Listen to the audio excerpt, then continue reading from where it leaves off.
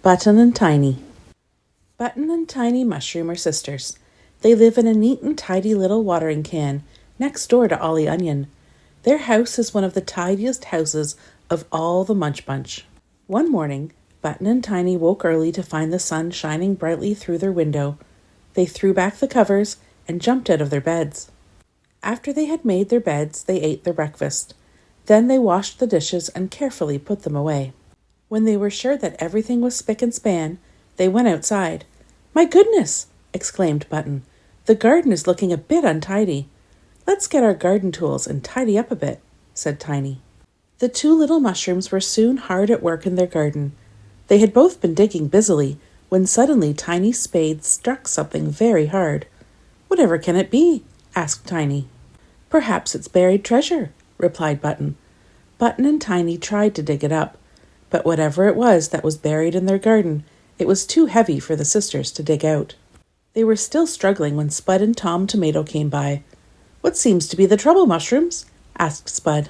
"We have found some buried treasure, but we can't get it out of the ground," replied Button. "Move aside, then.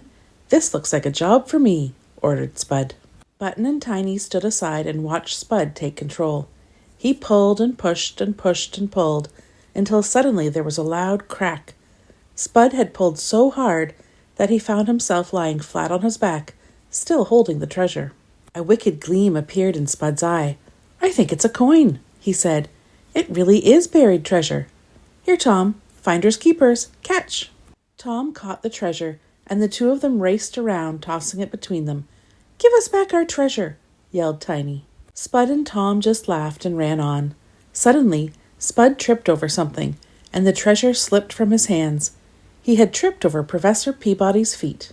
"Serves you right for teasing Button and Tiny," Professor Peabody shouted as Tom and Spud ran away. "Let me see what you have found," he said. "It's buried treasure," shrieked Tiny excitedly. "It's treasure! We're rich!" "Well," said Professor Peabody, "it is treasure, but you are not going to be rich, I'm afraid. It's not a coin at all. There's a hole in it. Look." Professor Peabody found a duster and began to clean off the dirt. "I am sure I have read about one of these in my books," he told the mushrooms. Suddenly, he knew the answer. "It's part of a necklace," he said. "I think it must have been attached to a chain." "That's probably why we couldn't pull it out of the ground," exclaimed Tiny. "The chain must have broken when Spud was pulling, because he is so strong."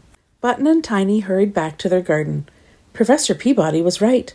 There was a chain lying in the hole that they had dug. The sisters picked up the chain and hurried into their house. They carefully polished the chain and the disc until they could see their faces in them. Button threaded the chain through the hole in the circle. Then she tied the two broken ends together in a neat little bow and hung their treasure on a hook. "It makes a lovely mirror," said Tiny.